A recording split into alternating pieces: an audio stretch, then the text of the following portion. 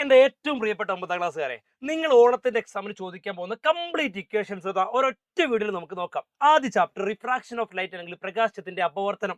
ഇതിലൊരൊറ്റ equation മാത്രമേ പഠിക്കാനുള്ളൂ. n c/v.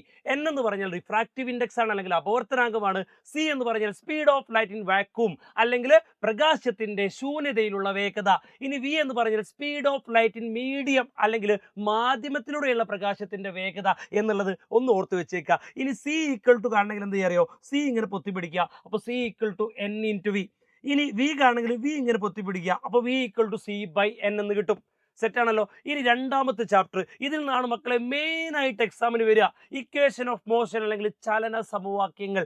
ആദ്യ equation speed equal to distance by time അല്ലെങ്കിൽ വേഗം സമം ദൂരം ബൈ സമയം.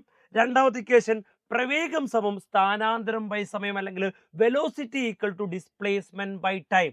ഇനി മൂന്ന് ഇക്വേഷൻസ് ഒരിക്കലും മറക്കരുത്. v equal to U plus A T, S is equal to U T plus half A T square, V square equal to U square plus 2as.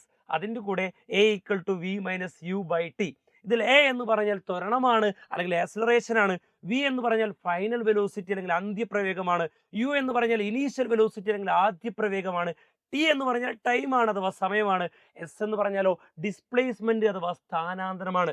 ഇനി നിങ്ങൾക്ക് വേണ്ടി വരിക ഈ എല്ലാ ഇക്വേഷൻസും വെച്ചിട്ടുള്ള പ്രോബ്ലംസ് ആണ്. സാർ എപ്പോഴാണ് ഏത് ഇക്വേഷനാണ് ഉപയോഗിക്കുക എന്ന് ഞങ്ങൾക്ക് അറിയില്ല സാർ. അങ്ങനെ ഒരു ബുദ്ധിമുട്ട് നിങ്ങൾക്ക് ഉണ്ടെങ്കിൽ മക്കൾ ഈ ഒരു വീഡിയോയുടെ ഇടയിൽ കമന്റ് ചെയ്തോ. സാറ് ഓരോ ഇക്വേഷനും എവിടെയാണ് ഉപയോഗിക്കേണ്ടത് എന്നുള്ളത് കൃത്യമായിട്ട് മക്കൾക്ക് പറഞ്ഞു തരും. അപ്പൊ നമുക്ക് എന്ത് ചെയ്യാം, അടുത്തൊരു വീഡിയോ ആയിട്ട് കാണാം. ബൈ.